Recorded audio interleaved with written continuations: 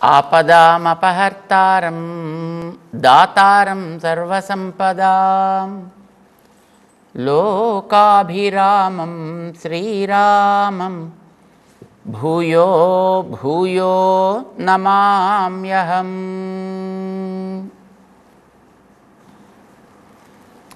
జయ శ్రీమన్నారాయణ. ప్రియ భగవద్బంధువులారా, అర్జునుడికి సందేహం వచ్చింది. చక్కగా పని చేయాలయా అని చెప్పాడు కృష్ణుడు.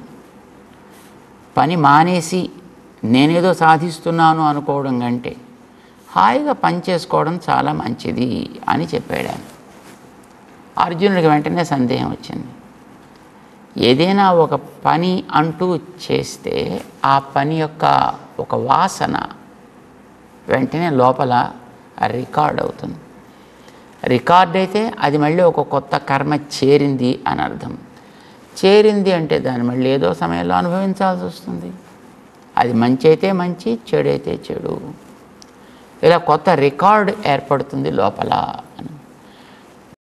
మరి మనం పని చేస్తుంటే ఆ పనుల వల్ల మనకి ఎన్నో మళ్ళీ కొత్త రికార్డ్స్ ఏర్పడవయా. మనం ఇప్పుడు అసలే ఎప్పటి నుంచో కొన్ని కోటాను కోట్ల జన్మల్లో ఈ జీవుడు ఎన్ని శరీరాల్లోంచి దాటుతూ వస్తున్నాడు. ఆ శరీరాలతో చేసినటువంటి పనులన్నిటి యొక్క రికార్డ్స్ని దాంతో పాటు మోసుకు తిరుగుతూ ఉంటాడు. ఇది మనకి 15వ అధ్యాయంలోకి వెళ్ళిన తర్వాత చెప్తాడు ఆయన. పువ్వు పరిమళాలు విరజిమ్ముతూ ఉంటుంది. ఆ పరిమళాలు మన దగ్గరికి ఎలా వస్తుంటాయి? అసలు పరిమళాలు అంటే ఏంటి అంటే వాసన రేణువులు అని అంటాం అన్నమాట. ఈ వాసన రేణువులు మనకు కనిపించినంత సూక్ష్మంగా ఉంటాయి. అవి ఆ పుష్పంలోంచి విడుదలవుతూ అన్ని వైపులా వ్యాపించేటప్పటికీ ఆ గాలి ఒక రకమైనటువంటి గంధాన్ని కలిగినది అవుతుంది. అది సుగంధం కావచ్చు, అప్పుడప్పుడు దుర్గంధం కావచ్చు. ఆ వాసన రేణువులు గాలిలో వ్యాపిస్తాయి. అది వ్యాపిస్తున్నాయనే విషయం మనకి తెలియదు. ముక్కు వాటిని గ్రహిస్తుంది కనుక మనం ఓ అబ్బా ఎంత మంచి వాసన అని అనుకుంటాం తప్ప ఆ వాసన రేణువులు మన చుట్టూ వాతావరణంలో వ్యాపించి ఉన్నాయి. అందులోంచి వచ్చేవి కొంతవరకు దాంట్లోంచి బయటికి అవి విడుదలవుతూ ఉంటాయి. విడుదల అవ్వడానికి తగినటువంటి శక్తి లేని దశ ఏర్పడితే అప్పుడు ఆ పువ్వు కాస్త ఎండిపోయింది అని మనం అంటాం. అంటే ఎండనంత వరకు దాంట్లో ఉండేటువంటి వాసన రేణువులను అది క్రమంగా విడుదల చేస్తూనే ఉన్నది అని అర్థం. ఎంత దాంట్లో ఉంటాయి. వీటన్నిటినీ తనలో నింపుకునుంది ఆ పువ్వు కదా. అట్లా ఈ జీవుడు తనతో పాటు ఒక సూక్ష్మ శరీరం అనేది ఉంటుంది, ఒక క్యాప్స్యూల్ బాడీ. ఈ సూక్ష్మ శరీరంతో ఇవన్నీ మొత్తం నింపుకొని ఉంటాడు. ఈ రికార్డ్స్ అన్నిటినీ సాఫ్ట్వేర్ లాగా అనుకోండి. కొన్ని వేల పేజీల సాఫ్ట్వేర్ ఓ ఇంత చిన్న చిప్పులో ఉంటుంది కదా. మనం తయారు చేసి దాంట్లోకి అప్లోడ్ చేసేది, మనం తయారు చేసేదే ఇంత చిన్న చిప్పులో కొన్ని వేల పేజీల కంటెంట్ని మనం నింపగలిగితే ప్రకృతి సహజంగా తయారు చేసేటటువంటి చిప్స్, మన లోపల ఉండేటటువంటివి ఇంద్రియాలు, మనస్సు, ఇవి ఆత్మతో పాటు ఎప్పుడు ఉంటాయి. ఇవి ఎంతెంత సాఫ్ట్వేర్ని తనలో నింపుకుంటాయో దానికి ఉండే బైట్స్ మరి దేంతో లెక్క పెట్టాలో అది కిలోబైట్సా, మెగాబైట్సా, గిగాబైట్సా, పికాబైట్సా, that we really not able to understand. కానీ కొన్ని కోటాను కోట్ల జన్మలలో చేసినటువంటి పనుల యొక్క రికార్డ్స్ అన్నిటినీ దాంట్లో అది రిజర్వ్ చేసుకుని పెట్టుకుంటుంది. ఆ రిజర్వ్డ్ బాడీ దాని పేరు సూక్ష్మ శరీరము అని అంటాం. దేంతో ఉంటుంది?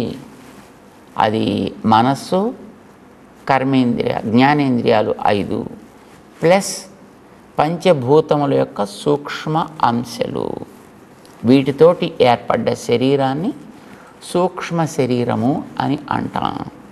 దీన్ని 15వ అధ్యాయంలో చెప్పాడు ఆయన. అక్కడికి తీసుకువెళ్ళి శరీరం యదవాప్నోతి యచ్చాపి ఉత్క్రామతి ఈశ్వరః గృహీత్వా ఏతాని సంయాతి. ఏతాని గృహీత్వా సంయాతి, వీటిని దీంట్లోంచి పికప్ చేసుకునే వాడు బయటికి పోవును. అంటే జీవుడు దేహంలోంచి మరొక దేహంలోకి ప్రయాణం చేస్తున్నాడు, మైగ్రేషన్ అవుతోంది అని అంటే ఈ సూక్ష్మ శరీరంతో పాటు కలిసి వాడు బయలుదేరుతాడు అని అర్థం. ఇది మనకి చాలా స్పష్టంగా అక్కడ ఆయన చెప్తున్నాడు. ఆయన చక్షుశ్రోత్రం స్పర్శనంచ రసనం ఘ్రాణమేవచ ఇంద్రియాణి, ఈ 5 జ్ఞానేంద్రియాలు అంటారు. మనశ్చ, వీటికి నేత, నియంత, వీటికి తగినటువంటి కంట్రోలర్ మనస్సు. ఇవి ఈ 6 తీసుకుంటాడు, బయలుదేరుతాడు. అయితే 6 మాత్రమే తీసుకోడు, వీటితో పాటు పంచభూతముల యొక్క సూక్ష్మ అంశాలని తన్మాత్రలు అని అంటారు. 2వ అధ్యాయంలో చెప్పాడు మాత్రా స్పర్శాస్తు కౌంతేయ అనే చోట చెప్తాడు మాత్రలు అని అంటాడు. మాత్రలు అంటే మన తెలుగులో మాత్రలు అంటే టాబ్లెట్స్, కానీ ఈ పరిభాషలో మాత్ర అనేది ఒక్కొక్క ఎలిమెంట్కి ఉండేటటువంటి సూక్ష్మ అంశ. గింజలాగా అనుకోండి, మనం చిన్న గింజ తీసుకుంటే దాన్ని జాగ్రత్తగా నాటి పెంచితే అందులోంచి కొన్ని వేల లక్షల గింజలు వస్తాయి. అందులోంచి ఒక గింజ తీసుకుంటే మళ్ళీ కొన్ని అన్ని లక్షలు వస్తాయి, అందులోంచి ఇంకొన్ని లక్షలు. అంటే ఇందులోంచి వచ్చి ఇన్ని లక్షలకి కూడా మొదట మనం చూసినప్పటికీ దొరికిన గింజలు అన్నీ ఉన్నాయి కదా, ఉన్నవే కదా అందులోంచి బయటకు వస్తున్నాయి, లేనివైతే రావు కదా. అంటే ఇది అన్నింటినీ తనలో పెట్టుకుంది. ఎలా పెట్టుకుంది? సాఫ్ట్వేర్లా పెట్టుకుంది అనమాట. అది మనకు కనిపించదు, అందులో ఉంటాయి ఇవన్నీ. క్రమంగా ఒక్కొక్కటి బయటకు వస్తాయి. అందులోంచి మళ్ళీ వచ్చిన గింజలన్నింటినీ కనుక మనం జాగ్రత్తగా నాటి పెట్టగలిగితే అసలు భూమి అంతా మొత్తం వాటితోటే నిండిపోవచ్చును. అన్నిటినీ ఒక్క చిన్న గింజ తేగలుగుతోంది. ఇది మనం గమనించాల్సింది. అంటే ఆ చిన్న గింజ యొక్క శక్తి, దానికి ఉండేటటువంటి ఆ సామర్థ్యం ఎంతటిది. ఆ దృష్టం కొద్దీ మనం అన్ని గింజల్ని వాడటం లేదు. కొన్ని గింజల్ని తినే వ్యాజంతో నాశనం చేస్తాం, కొన్నిటిని ఉడికించే వ్యాజంతో ఉడికించి నాశనం చేస్తాం. అందులోంచి ఏదో 1, 2 గింజలు తీసుకెళ్ళి నాటుతాం, అందులోంచే మళ్ళీ దాని జాతి మెయింటైన్ అవుతూ ఉంటుంది. మనం చూస్తున్నాం. ఇది ఏ జీవరాశికైనా ఇది కామన్. ఏ జీవరాశికి ఏర్పడ్డ బీజమైనా ఇది కామన్.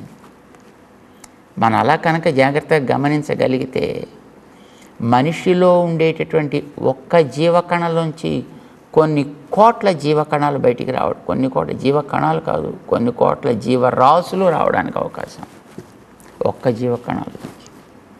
అలాంటి ఎన్ని కోట్ల జీవకణాలు మనిషిలో ఉన్నాయి. కనుక నిజానికి ఎవడైనా సమర్థుడు అయ్యుండి వీడిలో ఉండే ప్రతి జీవకణానికి ఒక్కొక్క ఆకారం తీర్చిదిద్దగలిగితే ఒక్కడు చాలు మొత్తం ఈ భూమిని అంతటినీ నింపి పారేయడానికి. మొట్టమొదటి పాపం అట్లా ప్రయత్నం చేసిన వాడు ఒకడు ఉన్నాడండి.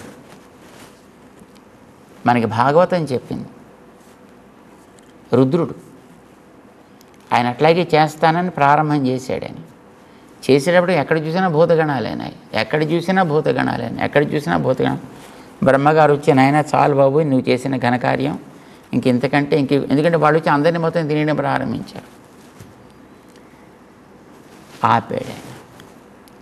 మనం ఇప్పుడు ఈవేళ చూస్తున్నది కూడా అంతే.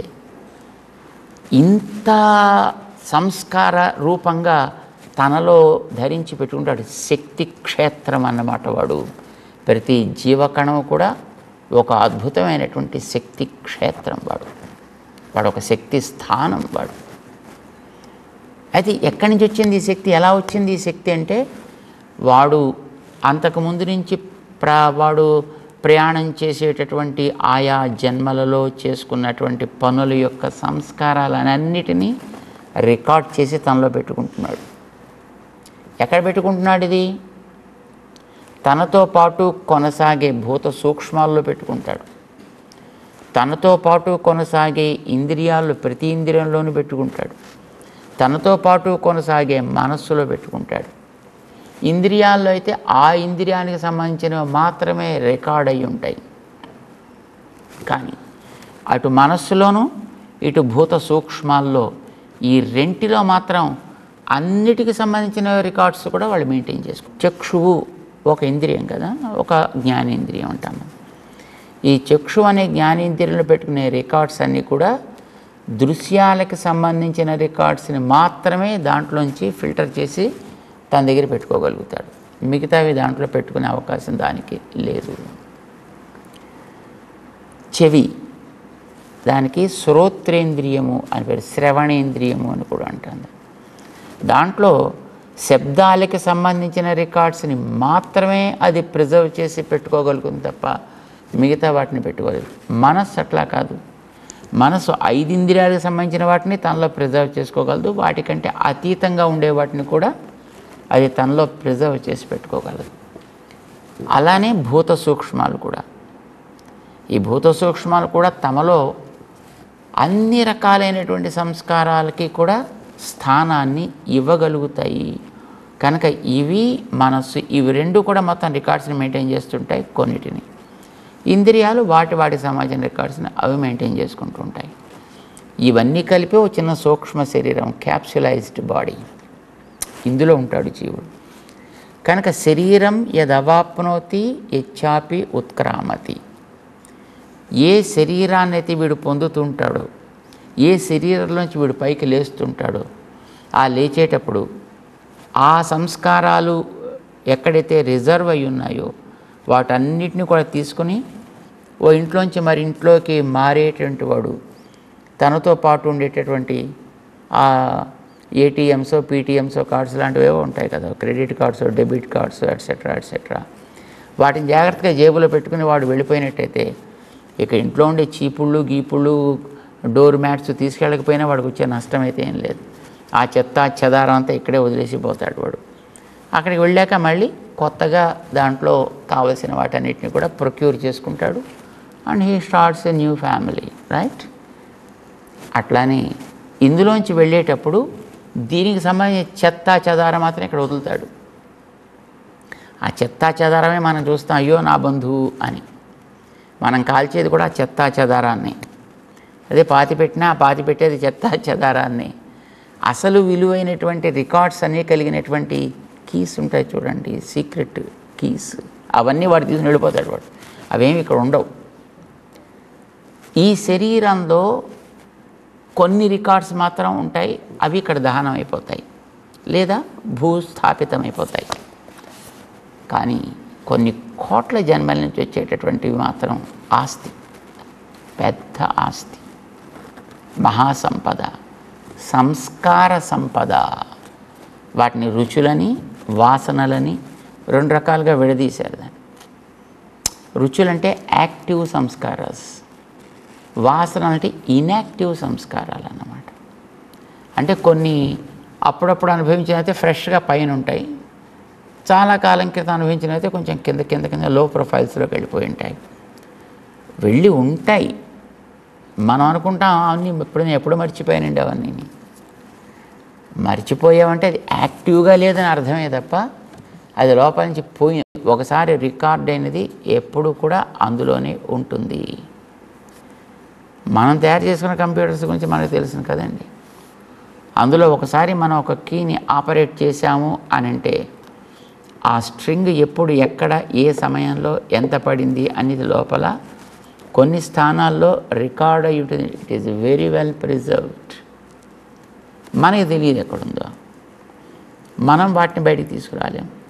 కానీ తేవాలి అని అనుకునే సిచ్యువేషన్ ఏర్పడితే, ఆ తేవాలనుకునేటటువంటి వాళ్ళకి పర్మిషన్ కనుక ఇవ్వగలిగితే వాళ్ళు ఏది ఎక్కడ ఎన్నిసార్లు ఎలా జరిగింది అనేది సక్రమంగా హాయిగా బయటికి తీయగలుగుతాడు. కామన్గా వాడే మనలాంటి వాళ్ళకి ఏం తెలుసును, దీన్ని ఈ ఫైల్లోంచి డిలీట్ చేసేస్తే పోయింది కదండి అనుకుంటాం. డిలీట్ ఫైల్లో ఉంటుంది. డిలీట్ ఫైల్లోంచి తీసేసామండి అంటే అది ఇంకో చోట్ల ఇంకో లోపల ఇంకో ఫైల్స్లో ఉంటుంది, అది ఇంకో చోట ఇంకో ఫైల్స్లో ఉంటుంది. అది పరిశోధన చేసేటటువంటి విభాగాల్లో ఉండేవాళ్ళకి అది బాగా తెలుస్తాయి. నువ్వు ఎంత చోట డిలీట్ చేసినా దాన్ని ఎట్లా రిట్రీవ్ చేయాలి, ఎంతకాలం క్రితం నువ్వు డిలీట్ చేసిందైనా ఎట్లా రిట్రీవ్ చేయాలి అనేది వాళ్ళకి బాగా తెలుస్తుంది, వాళ్ళు చేయగలుగుతారు. అర్థం ఏమిటి? నువ్వు తయారు చేసుకున్నటువంటి ఒక డివైజ్లో కూడా ఒకసారి రికార్డ్ అయినటువంటిది నీకు కనిపించినా కనిపించకపోయినా దాంట్లో సురక్షితంగా ఎక్కడో ఒక చోట మూల పడి ఉంటుంది. దాన్ని మళ్ళీ నువ్వు జాగ్రత్తగా బయటికి తీసుకురాగలిగితే వస్తుంది. ఇది మనం చేసుకున్నది. మనం చెయ్యనిది, మనం చేసేదానికంటే మరెంతో సమర్థత కలిగినది ఈ ప్రకృతి అంతా కూడా. ప్రకృతిలో ఉండే ప్రతి అణువు, ప్రతి కణము కూడా అద్భుతమైనటువంటి శక్తి కలిగినదే. కనుక అవి ఈ చుట్టూ ఉండేటువంటి ప్రపంచంలో జరిగేటటువంటి చర్యలని అన్నింటినీ కూడా యథాతథంగా రికార్డ్ చేసి పెడుతుంటాయి. అప్పటికప్పుడు ఎన్ని ఫైల్స్ ఉంటాయో మనకు తెలియదు. అలాగా మీరు చిన్నది మీ కన్నే చూసుకోండి. ఈ కన్ను చూస్తోంది, కొన్నిటిని నువ్వు నేరుగా అబ్జర్వ్ చేస్తున్నావు, కొన్నిటిని గమనించటం లేదు. కొన్ని కదలికల మీద నీకు దృష్టి ఉంది, కొన్ని కదలికల మీద నీకు దృష్టి లేదు. దృష్టి లేకపోయినా అవి కూడా రికార్డ్ అవుతున్నాయి. దృష్టి పెట్టినది రికార్డ్ అవుతోంది, దృష్టి పెట్టనివి కూడా రికార్డ్ అవుతున్నాయి. రికార్డ్ అయ్యి అప్పుడు అవి లోపల ఉంటాయి. ఇలాగా మనం లేచినప్పటి నుంచి మళ్ళీ రాత్రి పడుకునేదాకా ఎన్ని చూస్తున్నాము, ఎన్ని రికార్డ్ అవుతున్నాయి. మామూలుగా మనకి తెలుసును, ఆడియో రికార్డ్ చేయాలంటే కొంత స్పేస్ ఆక్యుపై చేస్తుంది. వీడియో రికార్డ్ చేయాలంటే అంతకంటే ఇంకా ఎక్కువ స్పేస్ ఆక్యుపై చేస్తుంది. మోషన్స్ని రికార్డ్ చేయాలంటే అంతకంటే ఇంకా ఎక్కువ స్పేస్ని ఆక్యుపై చేస్తుంది అని. సో ఒక రోజులో మనం మెలకువగా ఉండే సమయం సుమారుగా 14 గంటలని అనుకుందాం. ఇంకా నిద్ర ఎక్కువే అనుకోండి. మనకి నిజానికి 14 గంటలు నిద్రపోతూనే ఉంటాం మనం. యాక్టివ్గా పనిచేస్తే 5-6 గంటలు పనిచేస్తామో మనకి తెలియదు.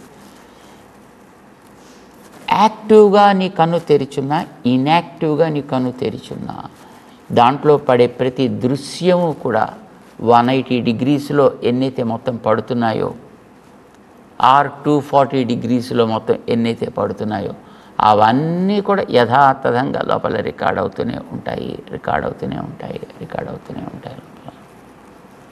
ఒక రోజులో, నెలలో, ఏడాదిలో, ఒక బతుకులో how many things you are recording with us. ఒక్క కంటికి సేమ్ మిగతా ఇంద్రియాలకి. ఇవి కానిది మిగతా మనసు రికార్డ్ చేస్తుంది. మనం ఊహిస్తుంటాం చూడండి, కొన్నిటిని మనం చూడం, కానీ కొన్నిటిని ఊహిస్తాం మనం. ఆ ఊహించిన వాటిని రికార్డ్ చేయగలిగింది మనసు. జరిగే చర్యలన్నిటిని రికార్డ్ చేయగలిగింది ప్రకృతి. సో జ్ఞాన సంబంధమైన వాటిని మనసు రికార్డ్ చేస్తుంది, ప్రాక్టికల్గా జరిగే వాటన్నిటిని కూడా ప్రకృతి రికార్డ్ చేస్తుంది. ఇది మన ఇంద్రియాలు చేసేవి కాక ఎక్స్ట్రా సంగతి మనం చెప్తున్నాం. బట్ ఇంద్రియాలు చేసేవి కాక ఎక్స్ట్రాసే చాలా ఉంటాయి. ఇవన్నీ భూత సూక్ష్మాల్లో ఉంటాయి, తన్మాత్రలలో ఉంటాయి. ఈ తన్మాత్రలు 5 ఇంద్రియాలు ప్లస్ మనస్సు, this forms a subtle body. దానికి సూక్ష్మ శరీరం అని పేరు. దాంతో వీడు ఒకదాంట్లో ఒక బాడీలోంచి మరొక బాడీలోకి మైగ్రేట్ అవుతూ ఉంటాడు. ఇందులోంచి వచ్చిన కొన్నిటితోటి వాడికి బాడీ తయారవుతుంది. ఆ తయారైన బాడీని కొన్ని అనుభవిస్తాడు, దాంట్లోకి కొన్ని కొత్త రికార్డ్స్ చేసుకుంటాడు, పాత రికార్డ్స్ని దాంట్లో కన్జ్యూమ్ చేసుకుంటాడు, దాంట్లోంచి మళ్ళీ బయటికి పోతుంటాడు. ఇది ఇక్కడ అయితే తమాషా ఏంటంటే ఇన్ని రికార్డ్స్ని తనతో క్యారీ చేస్తున్నప్పటికీ కూడా ఆ సూక్ష్మ శరీరం ఇన్నిటిని తనలో పెట్టుకుని కూడా మన కంటికి కనిపించనంత చిన్నగా ఉంటుంది. కంటితో కూడా చూడటానికి అలవి కానంత, కంటితోనే కాదు, even any kind of device, నువ్వు ఎలక్ట్రో మైక్రోస్కోప్ లాంటిది పెట్టినా దాంతో కూడా చూడటానికి అందనటువంటి సైజ్, ఆ పరిమాణంలో ఈ ఆత్మ సూక్ష్మ శరీరం ఉంటాయి. దాంట్లోంచి బయటకు పెడుతుంది, దాంట్లోంచి మళ్ళీ తిరుగుతూ ఉంటుంది, కొత్త శరీరాలు అట్లా ధరిస్తూ ఉంటుంది. సో ఇట్లాంటి శరీరాలతోటి తిరుగుతూ ఉండేటటువంటి ప్రాచీనమైన రికార్డ్స్ని బట్టి మనం చేసేటటువంటి పనులని ఎట్లా చేయాలో తెలియాలి అని అంటే దానికి సరైనటువంటి ఒక బోధ కావాలి కదా, సరి అయినటువంటి మార్గదర్శనం మనకు కావాలి కదా, సరి అయినటువంటి ఒక గైడెన్స్ మనకి ఏర్పడాలి కదా. కొత్తగా మళ్ళీ ఇప్పుడు మనం చేస్తున్నామంటే ఇంక మళ్ళీ కొత్త రికార్డ్స్ మళ్ళీ తయారవుతాయి కదా. అది వచ్చింది పాపం అర్జునుడికి ప్రశ్న. నేనేమో ఉన్నవే పోవాలని అనుకుంటున్నాను, కొత్తగా యాడ్ చేసుకోవాలని అనుకోవట్లేదా. నువ్వేమో మళ్ళీ నన్ను కర్మాచరణ చేయమంటావు. కర్మాచరణ చేస్తుంటే మళ్ళీ కొత్త రికార్డ్స్ మళ్ళీ తయారవుతాయి కదా. ఉన్న లోడే ఎక్కువ అనుకుంటుంటే నువ్వు మళ్ళీ కొత్త లోడ్ యాడ్ చేయమంటావు ఎందుకయ్యా నన్ను. ఇది అర్జునుడికి సందేహం కలిగింది. అలానే ఇప్పుడు ఈ చేసే దానివల్ల మళ్ళీ ఇటు భూత సూక్ష్మాల్లోనూ అటు మనస్సులోనూ కూడా మళ్ళీ కొంత హార్డ్వేరు సాఫ్ట్వేర్ మళ్ళీ యాడ్ అవుతూ ఉంటుంది కదా దీనికి. నాకు ఉన్నదే ఎక్కువ బరువు అని అనుకుంటూ దాన్ని నేను తొలగించుకోవాలని అనుకుంటుంటే నువ్వు మళ్ళీ కొత్తది చేర్చుకోవడానికి పనికొచ్చేటటువంటి దారి తీసేటటువంటి పని చేయమంటామండి, కర్మయోగాచరణ చేయమంటామండి. హాయిగా కర్మ సన్యాసం చేసి దాంట్లో ఉండేవన్నీ కడుక్కోవడం మంచిది కదా. ఇది అర్జునుడికి కలిగినటువంటి సందేహం 5వ అధ్యాయంలో. ఎందుకంటే 6వ శ్లోకంలో యోగయుక్తో మునిరి బ్రహ్మ నచిరేణ అధిగచ్చతి అని చెప్పాడు ఆయన. ఎక్కువ ఆలస్యం లేకుండానే వాడు చేరతాడయ్యా అని అన్నాడు ఆయన. చేరతాడు అని అంటే ఈయన అనుకున్నాడు పని మానేసి. అంటే చూడండి, మనకి మురికి చేరుతుంటే ఆ చేరేటటువంటి మురికి కడగాలనుకున్నప్పుడు అందులోకి వచ్చే ఫ్లో ఆపి అప్పుడు లోపల ఏదో సాధనాలు పట్టుకుని కొంచెం క్లీనింగ్ ప్రారంభం చేస్తే ప్రాసెస్, అప్పుడు లోపలదంతా క్లీన్ అయిన తర్వాత అప్పుడు మళ్ళీ కొత్త వాటర్ని ఫ్రెష్గా లోపలికి వదిలితే ఎలా సుఖంగా ఉంటుందో అట్లాగే కర్మ సన్యాసం చేసేసి అప్పుడు లోపలదంతా చక్కగా ఏ తపస్సుతోటో మరొక దాంతో క్లీన్ చేసుకుంటే ఆ తర్వాత కదా మనకి ఆత్మ సాక్షాత్కారం అనేటటువంటి జరిగేది. నేను వచ్చేద్దామని అనుకుంటున్నాను, కానీ నువ్వేమో మళ్ళీ కొత్త కర్మాచరణ చేయమంటావు, నన్ను యోగయుక్తుడివి కమ్మంటావు. దానివల్ల మరింత లేపనము పైన చేరదా, మరింత కొత్త బాధ్యత బరువు నా పైన చేరదా అనే సందేహం కలిగింది అర్జునుడికి. దానికి సమాధానం చెప్తాడు శ్రీకృష్ణుడు. చేరదయా, దానివల్ల ఉన్నది కూడా తొలగుతుంది. ఎట్లా చెప్తున్నాడు 7వ శ్లోకంలో. మెల్లిగా దాన్ని తెలుసుకుంటూ ముందుకు సాగుదాం. జై శ్రీమన్నారాయణ.